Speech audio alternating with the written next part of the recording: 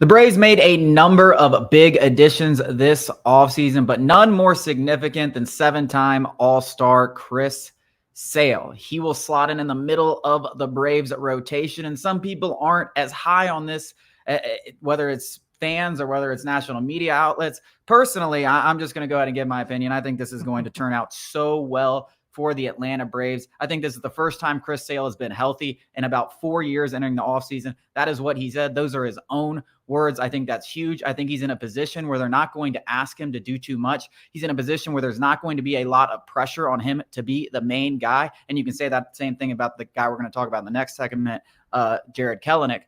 But I just, the stuff is still there. That was very apparent. And you're talking about a guy, when he's healthy, his worst career numbers are like a 3.7 ERA. So if he's on the mound, he's going to be a stud. Oh, and by the way, he has the highest K9 in MLB history. He is a stud when on the mound. The Braves are going to do everything they can to keep him healthy. And I think fans are going to grow to love him. Yeah, what was his K9 last year? Was the lowest of his career. It was like 11-1, wasn't it? Or something. It was something crazy. 11-1 was the lowest probably since his rookie year. And that's absolutely nutty. So if you want to just talk about pure stuff, put injuries aside, put wear and tear aside, just pure stuff, which is obviously what Alex Anthopoulos and company looked at and said, yeah, we want this guy. And Alex Anthopoulos talked about it at Brave Spring Training that the injuries obviously, outside of the Tommy John, which is very serious. But since then and before then, Iron Man. After then, yes, he's been injured, but they were kind of like freak accidents. You're talking about dirt bike accidents. You're talking about you're talking about stuff that shouldn't really have long-term effects. It's not shoulder injuries, which I always say on this show are the biggest problem. And even Tommy John, yes, that's going to force you to miss 18 months. But when he's come back and when he's been on the mound, even those years where he wasn't pitching much and dealing with several injuries, his numbers were out of this world. We're talking about sub-3 ERAs. I think Chris Sale 100% has another all-star appearance in his belt. And the fact that the Braves were able to get him for Vaughn Grissom, I was just about to get into the compensation. You have to.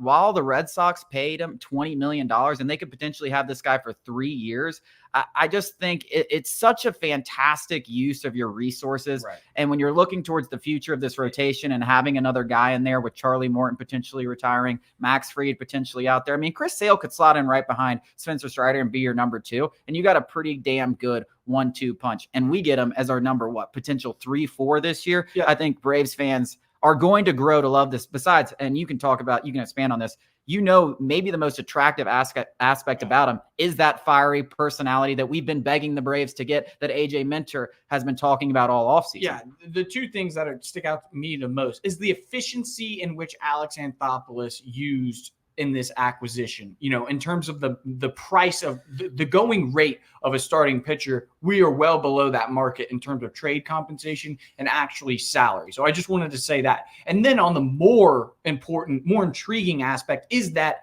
intangible attribute of Chris Sale that's going to hopefully rub off in the clubhouse. And Alex Anthopoulos talked about it at Brave Spring Training, that the more they dug into this guy, the more people they talked to, the wider breadth, the people they talked to about Chris Sale, they got more excited about him. And I think that you're hearing it from the man himself, that Braves fans should be that excited about this guy, because if there is one thing that this rotation is missing, though we are, I think we're kind of seeing Spencer Strider step into that vocal leadership role. He hasn't been that yet. And Max Fried and Charlie Morton have never been that. They're kind of the go about their business, follow me and I'll take you there. Whereas Chris Sale is going to get in somebody's butt.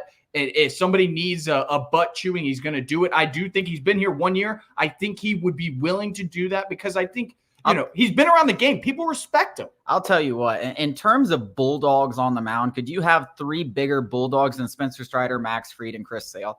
Charlie Morton's a workhorse. A dog, yeah. But I'm just talking about straight absolute competitors, just absolute Tom Brady-esque. I want to win more than anything. And they go about it in different manners. There's no doubt about it. Mm-hmm. But those 3 guys are as competitive as any in the game. And those are the 3 guys you could potentially have going 1, 2, 3 in the playoffs. You got to feel good about that with this offense. Hopefully the offense wakes up. Coming up after the break, we're going to talk about the other major acquisition, Jarred Kelenic, in his first year with the Atlanta Braves.